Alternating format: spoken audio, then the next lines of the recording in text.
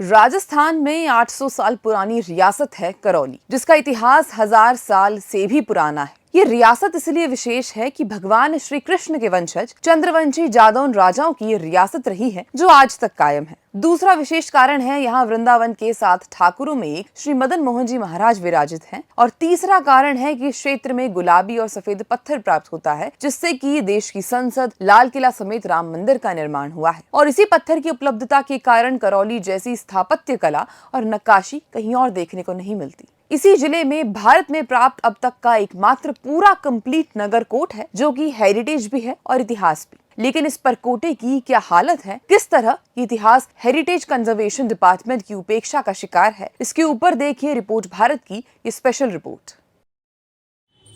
ये करौली शहर का परकोटा है और ये एक पुल है जो अन्य गाँव की तरफ जाता है। आपको यदि आवाज़ आ रही है तो थोड़े बने रहें और इम्पोर्टेंट एक विषय पर चर्चा होने वाली है। देखिए, ये जो पुल है ये एक तरीके से कलंक है। कलंक इसलिए कि इससे पहले जो पुल आप देख रहे हैं ये भद्रावती नदी है। भद्रावती नदी पांचना बांध की एक प्रमुख नदी में से एक है, जो कि उसके जल के स्रोत का मुख्य साधन है। ये नदी कभी 12 मासी हुआ करती थी, अर्थात 12 महीने बहती थी। यहाँ पर बहुत सुंदर, सामने आप जो दिख रहे हैं राजाशाही समय के घाट थे और बिल्कुल मध्य नदी में जाके आपको लाइव से इस वक्त बहुत कम लोग जुड़े हैं, लेकिन ये वीडियो एडिट होके पोस्ट हो जाएगा, तब शायद अन्य लोग देख पाएंगे। तो ये आप देख रहे हैं, ये इधर की तरफ मदन मोहन जी का मंदिर है, परकोटा है, अन्य प्राचीन स्थान है जो हर एक स्थान 800-900 साल पुराना है, कुछ 1000 साल से भी पुराने स्थान हैं। तो देखिए, अब मध्य नदी में बिल्कुल हम पहुंच चुके हैं। ये जो नदी आप देख रहे हैं इसमें इतना पानी कभी नहीं भरा रहता था। ये छाती तक, मतलब आपके चेस्ट तक, आपके कंधों तक इतना ही पानी इसमें रहता था। ठीक है। फिर ये जो पुल आप देख रहे हैं ये आज से 10 साल 20 साल पहले बनाया गया और इस पुल पे इससे पहले इसको पैदल चल के ही नदी को पार किया जाता था। बहुत सुंदर इधर पेड़ पौधे सब हुआ करते थे। तो इस नदी को कलंक, नदी को नहीं, इस पुल को कलंक इसलिए कहा क्योंकि कभी यहाँ पर सामने से बहुत अच्छा सुंदर पुल हुआ करता था। सामने से एक बहुत अच्छा फर्श जो होता है ऐसे ही लाल पत्थर का बना था, बहुत सुंदर लगता था ना तब, हैं? पुल नहीं था तब कितना सुंदर था ये। तो पहले यहाँ पे सामने सब खत्म हो गए, घाट खत्म हो गए, घाट खत्म हो गए। यहाँ पहले इस जगह घाट थे, लाल पत्थर के बने हुए घाट थे जिन पर लोग चढ़ते थे। वो जो सामने जो आपको स्त्रियाँ नज़र आ रही हैं, गाय नज़र आ रही है, वहाँ एक कुआं था जिसको भरना कुआं कहते थे। वहाँ पूरे शहर, मतलब इस मोहल्ले के लोग पानी भरने आते थे। शुद्ध जल का एक कुआं था, नीचे घाट थे, यहाँ लोग स्नान करने आते थे। अब कलंक की बात पर आते हैं कि ये पुल कलंक क्यों बना। उस वक्त यहाँ के लोगों में इतनी चेतना नहीं थी, इतनी बुद्धि नहीं थी, इतना नॉलेज भी नहीं थी।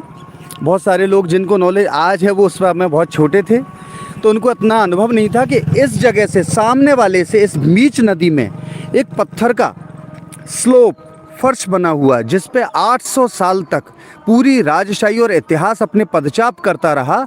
उस पुल, उस फर्श को, उस स्लोप को तोड़ दिया सरकार ने और ये पुल बना दिया। नहीं तो उस वक्त कोई जागरूक इंसान होता तो वो कहता भैया ये हेरिटेज है, इसको जो नीचे की तरफ जा रहा था वहाँ से नीचे की तरफ डाउन जा रहा था, यूँ नीचे की तरफ, उसको तोड़ो मत।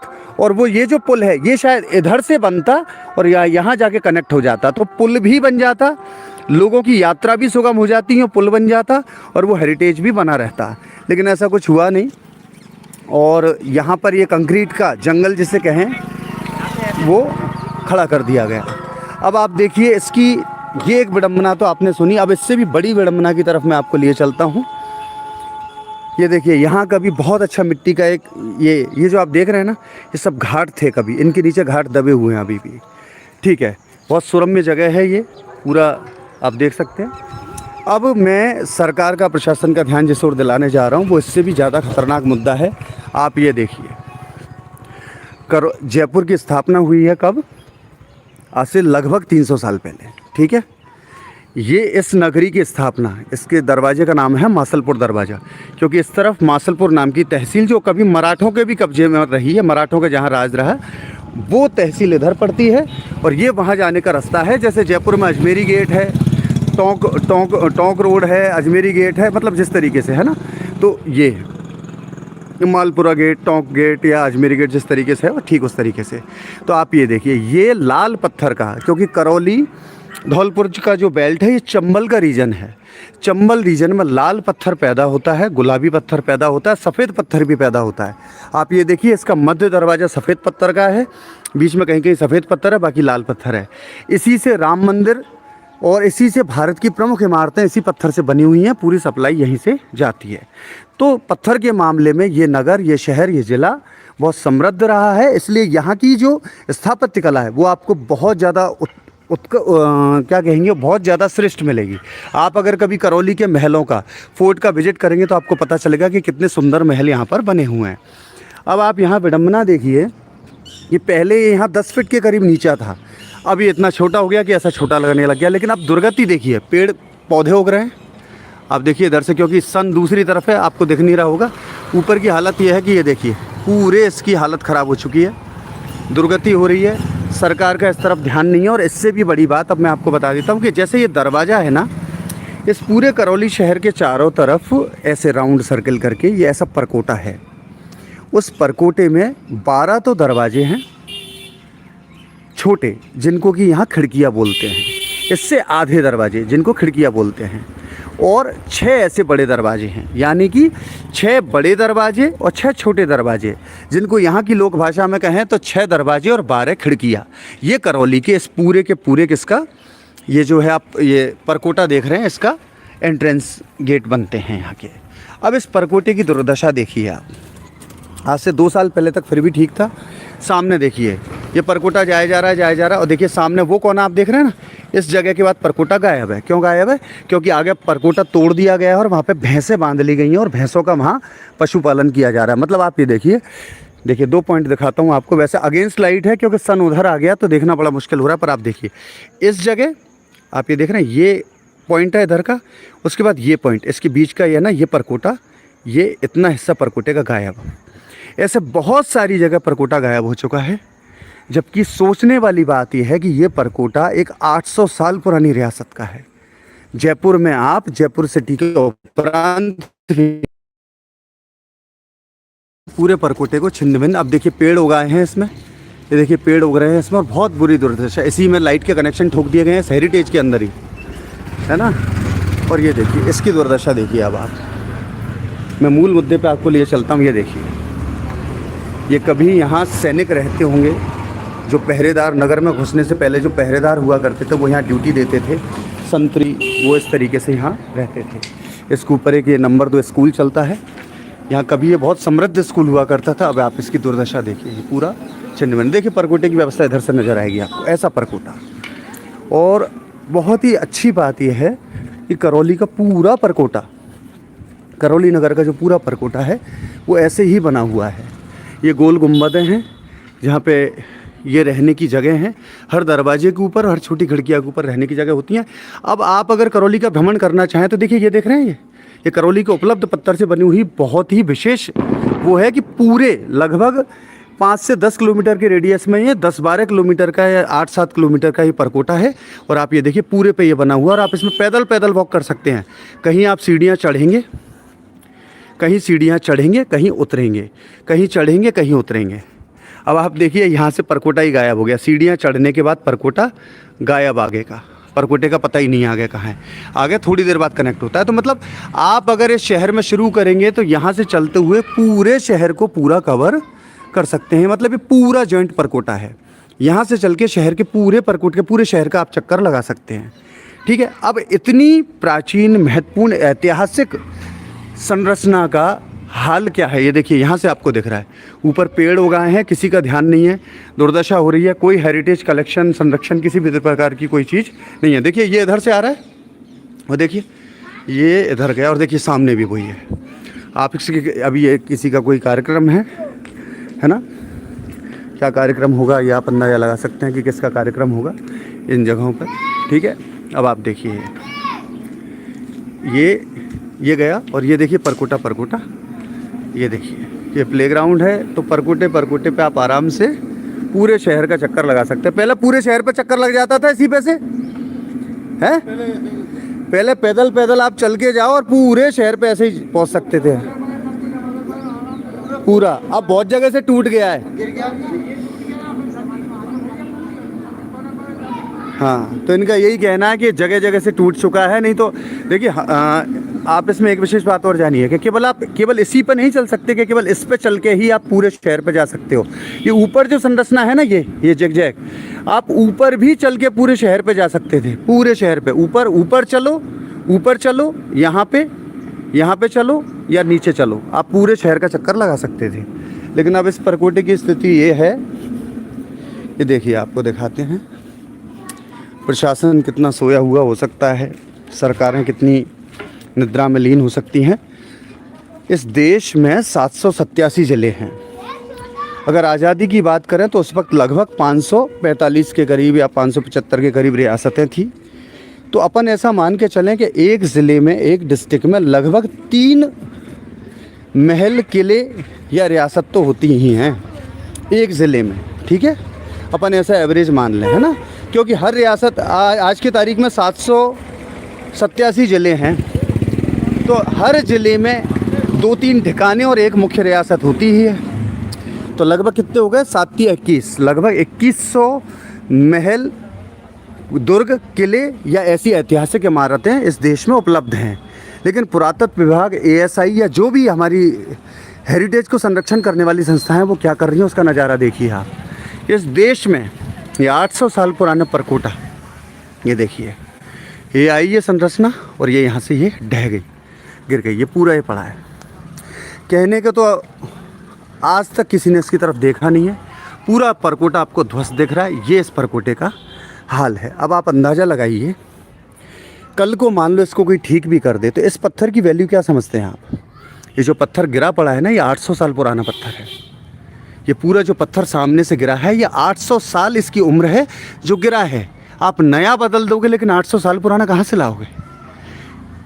बेहतर तो तब होता कि आप इसकी समय समय पे ऐसी रिपेयरिंग करते रहते कि ये पत्थर कभी यहाँ से गिरता ही नहीं, और इस प्राचीर को, इस नगरकोट को आप इतना सुदृढ़, इतना संरक्षित रखते कि आने वाली पीढ़ियाँ कभी देख सकती कि ऐसा भी नगर प्राचीर, ऐसी भी सुदृढ़ व्यवस्था होती थी।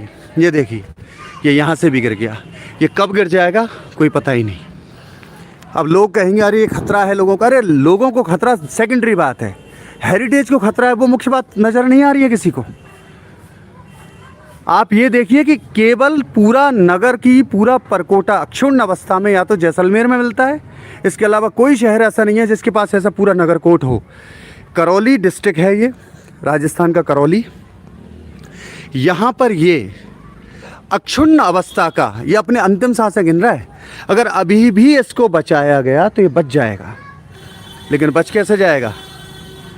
अभी भी इसको बचाया गया तो ये नगरकोट जो है, जो प्राचीर है, जो पूरे नगर का जो कोट जिसे बोलते हैं नगरकोट, ये बच जाएगा। लेकिन अगर इसके बाद देर की गई तो ये इतिहास, 800 साल पुराना इतिहास आंखों के सामने ध्वस्त हो जाएगा। देखिए कितना अच्छा निर्माण है। अब इस निर्माण को आप कैसे करोगे दोबारा? आपकी औकात ही नहीं है करने की इस निर्माण को, क्योंकि ये पत्थर की जोड़ाई का काम है, और पत्थर की जोड़ाई का काम केवल इस चंबल इलाके के करौली बेल्ट के लोग ही जानते हैं, जो कि स्वयं लोग भी लुप्त हो चुके हैं। तो प्रशासन की, कलेक्टर की जिम्मेदारी तो ये बनती थी कि इसको जैसे ही क्षरण होने लगा, जैसे ही इस पर कोई दिक्कत होने लगी, इसको त्वरित कार्रवाई करके इसको संरक्षित किया जाता और इसकी रिपेयरिंग करते रहते समय समय पे, जैसे कि जयपुर के हेरिटेज की रिपेयरिंग होती है। लेकिन ऐसा नहीं किया गया। अब सवाल ये उठता है, नहीं किया गया तो अब इसको बचाओगे कैसे? अब या तो त्वरित कार्रवाई करके इसको बचाया जाए, नहीं तो ये बचेगा नहीं। और आप अपनी आंखों के सामने 800 साल पुराने एक इतिहास को, 800 साल पुराने एक हेरिटेज को ख़त्म होते देख लोगे। मुद्दा ये है कि अभी कोई ये कह दे कि साहब इसके लिए तो उपलब्ध बजट ही नहीं है, तो सवाल ही उठता है कि भाई करौली कलेक्टर ने, जो भी कलेक्टर किसी भी कार्यकाल में यहाँ रहा हो, क्या उसने कभी यहाँ से इस समस्या को उठाते हुए हेरिटेज संरक्षण से संबंधित मंत्रालयों को या डिपार्टमेंट्स को कोई चिट्ठी लिखी कि साहब हमें इतने बजट की आवश्यकता है, तब हम इस हेरिटेज को बचा पाएंगे? नहीं, कभी नहीं लिखी, क्योंकि किसी को मतलब ही नहीं है। जब चिट्ठी नहीं लिखी तो बजट कहाँ से आएगा? बजट है या नहीं, ये सवाल तो तब पैदा होगा जब पहले उससे ये बात प्रश्न आए कि भाई चिंता भी है या नहीं। चिंता है, आपने प्रयास किया, तब बजट की बात आएगी। लेकिन यहाँ ऐसा कोई प्रयास आपको नज़र नहीं आएगा। ये देखिए पूरा परकोटा ये ख़त्म होने की कगार पर। और ये केवल यहीं की स्थिति नहीं है, आप जैसे ही इससे इस इलाके में जाओगे, हाँ, तो कई जगह तो ये यहाँ तो कम से कम ऐसे गिर के खड़ा है, साफ़ ही कर दिया लोगों ने और अपने घर बना दिए हैं। प्रशासन को, नगर पालिका को, करौली की नगर पालिका को, करौली कलेक्टर को इसकी चिंता क्यों नहीं है? और इससे भी और मतलब ये बहुत बड़ा सवाल है जो प्रशासन से, कलेक्टर से, करौली के अधिकारियों से, करौली इस जो ज़िले के जो अधिकारी हैं, महामहिम हैं, उनसे सवाल बनता है ना। सवाल अब दिया कुमारी जी से, भजनलाल शर्मा जी की सरकार से भी बनता है कि आपके कार्यकाल में अगर ऐसे ही, देखिए कितनी सुंदर व्यवस्था है। अभी इन्होंने बच्चों ने पत्थर भर रखे हैं, ये देखिए, ये परकोटे के हम बहुत नज़दीक आ गए हैं। ये देखिए, ये आप देख रहे हैं ना, ये बंदूक चलाने के और तेल डालने के वो हुआ करते थे। नीचे कोई शत्रु आता था तो तेल डालते थे, बंदूक डालते थे। तो ये स्थिति ये है। अब यहाँ देखिए परकोटा अपनी अक्षुण्ण अवस्था में है, तो आपको देखो चलने का रास्ता नज़र आ रहा है। ये देखिए ऐसे, ये बाहर ये देखिए गुंबद बनी हुई, ठीक है। मैं ऊपर चढ़ के आपको दिखाता हूँ थोड़ा सा धोख। तो ये 800 साल पुराना परकोटा है, 250-300 ज़्यादा है, मतलब ये 800 साल पुराना है। ये देखिए ये जा रहा, आप इस पर चल के जाइए और सीधे ये निकल गए। आप इधर जाएंगे तो ये देखिए दूसरी तरफ ये नगर। पहले कभी बहुत गहरे हुआ करते थे, समय के साथ ही थोड़ा सा आबादी हो गई है, पहले तो आबादी ही नहीं थी। सामने नदी जा रही है, ये देखिए। आप ऐसे चलते जाइए, चलते जाइए, चलते जाइए, आप ऐसे चलते जाएंगे तो देखिए पूरे शहर का चक्कर आप इसी तरीके से लगा सकते हैं। ये देखिए ऊपर चढ़े हम इस पे, ये देखिए, ये देखिए यहाँ इस तरीके से सीढ़ियाँ थी, ये सारा कुछ अब इस जगह का क्या नाश कर दिया है। अब ये प्रशासन से सवाल है, दिया कुमारी जी, भजनलाल शर्मा जी इसका जवाब दें, पुरातत्व विभाग जवाब दें, और संरक्षण संबंधित मंत्रालय या मंत्रालय के अलावा जो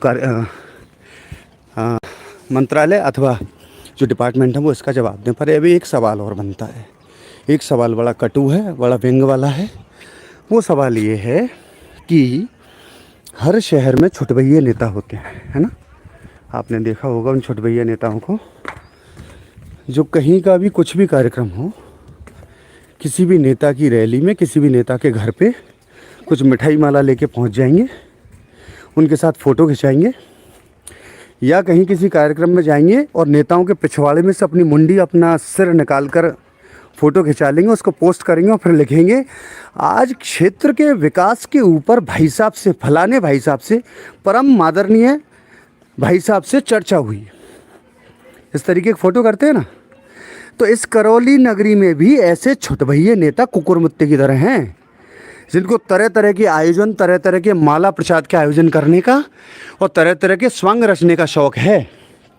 पर सवाल ये है कि इन छुटभइये चवन्ने नेताओं को कभी ऐसा नहीं आया कि यार इस हेरिटेज के संरक्षण के लिए हम प्रयास करें।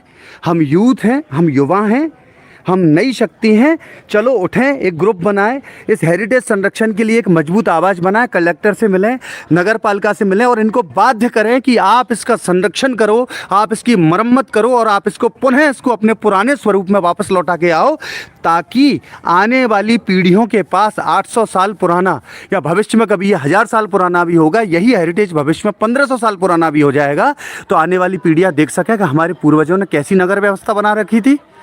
लेकिन नहीं, ऐसा प्रयास नहीं किया गया है। तो बस इस लाइव का यही मतलब है। ये लाइव आपको वीडियो में होके भी मिल जाएगा, लेकिन आवश्यक ये है कि यहाँ के जो भी छुटभइये नेता हैं, या उनको माननीय कह लो, माननीय नेता हैं, भाई एक ग्रुप बनाओ, व्यवस्था बनाओ और इसको किसी भी तरीके से सरकार, प्रशासन, नगर पालिका पे जोर डाल के इसको पुनः इसके मूल स्वरूप जैसा ही निर्माण पुनः करवाएं और इसको सुरक्षित अक्षुण्ण रखने की व्यवस्था करें, क्योंकि ये वो थाती है जो आने वाली पीढ़ियों को याद आएगी। क्योंकि करौली के अलावा ऐसी नगर व्यवस्था आपको बहुत कम जगह देखने को मिलेगी। इसी के साथ इस लाइव को हम समापन करते हैं। आप रिपोर्ट भारत के साथ बने रहिए। अगर इस पर कार्रवाई नहीं हुई तो इस मुद्दे को लेकर हम और आगे निकलेंगे और किसी ना किसी तरीके से करौली कलेक्टर दिया कुमारी जी या भजन लाल जी के समक्ष इस विषय को प्रस्तुत करेंगे और बाध्य करेंगे कि किसी भी तरीके से इस पर एक्शन हो और इस संरचना को पुनः इसके मूल स्वरूप में वापस लौटाया जाए। तो ये लाइव आज का संपन्न होता है। आपके इसमें क्या कमेंट हैं, क्या जानकारियां हैं, वो आप बताइएगा। हम आपके इस मुद्दे को अब लगातार छेड़े रहेंगे जब तक कि ये सुदृढ़ जो नगर कोर्ट है वापस इसका मरम्मत होके, वापस इसकी रिपेयरिंग होके ये अपने मूल स्वरूप में वापस नहीं हो पाए।